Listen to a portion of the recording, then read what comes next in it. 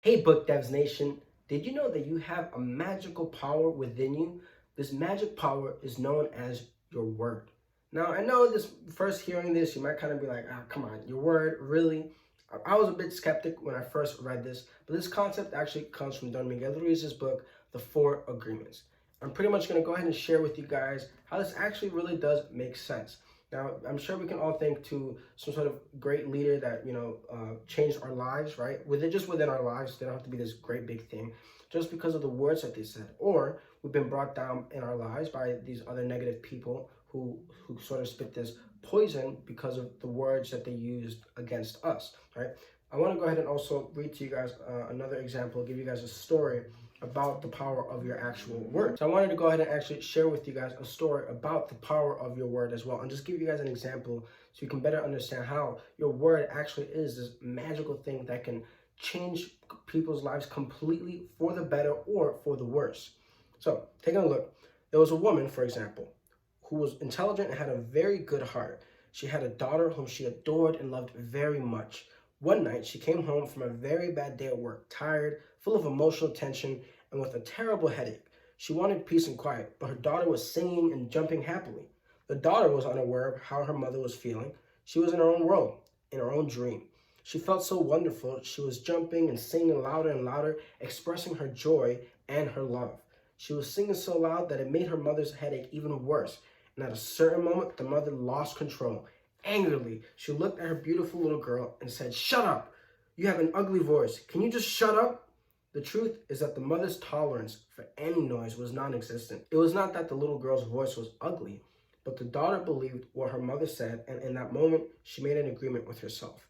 After that, she no longer sang, because she believed her voice was ugly and would bother anyone who heard it. She became shy at school, and if she was asked to sing, she refused. Even speaking to others became difficult for her. Everything changed in the little girl because of this new agreement. She believed she must repress her emotions in order to be accepted and to be loved.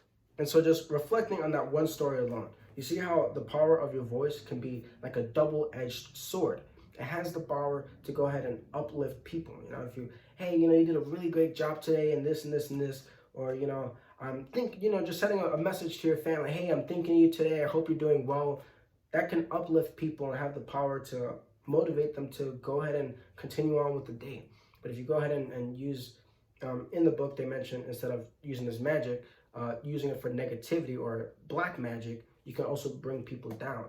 And if you think to leaders around the world throughout history, there have been great leaders and there have been bad leaders, but it all started with their idea and their words that they spoke to other people. From there, they could either build up people or tear people down.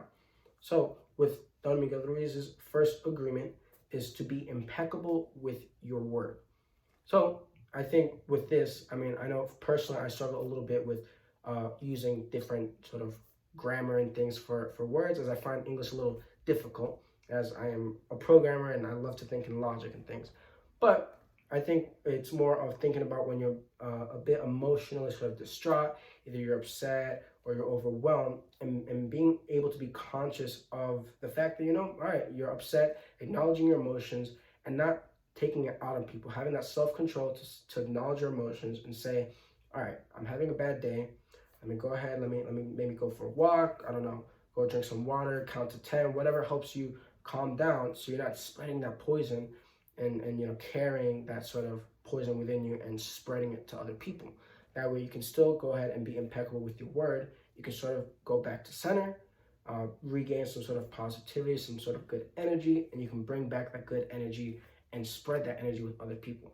So with being impeccable with your word, the reason being, you can spread positivity, you can spread negativity. So it's up to you. Every time you speak, is it going to be this impeccable word that you're going to try and share with others, discussing, positivity and spreading this peace and love and, just bringing people up? Or are you going to go ahead and spread this poison amongst other people and bring people down and oppress people, right? So it's up to you to go ahead and choose. Do you want to go ahead and be impeccable with your word to uplift people? Or are you going to go ahead and let your emotions win and spread this poison?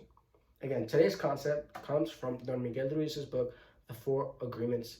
This is his first agreement. Again, be impeccable with your word. I hope you guys enjoyed today's book concept. Make sure you guys like and follow if you guys enjoyed today's book concept and you guys want to learn more book concepts. Please feel free to comment below book concept you guys want me to go over, or a book you guys want me to go ahead and review and dive into. I'm wishing you guys all the very best. Thanks for watching.